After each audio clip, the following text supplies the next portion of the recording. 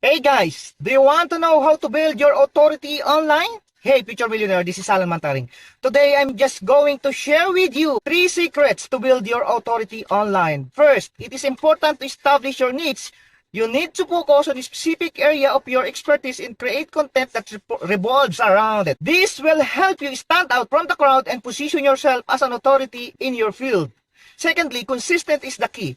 You need to consistent produce high quality content that resonates with your audience. This will help you build your loyal following and establish trust with them.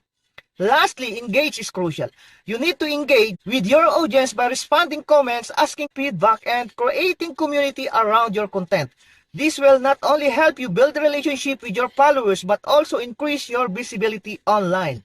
So there you have it. 3 secrets to build your authority online. Establish your needs, consistent, and engage with your audience. Remember, building authority takes time and effort. But if you stay committed and follow these tips, you will on your way to becoming respected expert in your field. If you want to learn the step-by-step blueprint how to build your authority online that helped me earn $29,000 in just 120 days, drop authority. Thanks for watching. Earn more, work less, enjoy life. Let's go!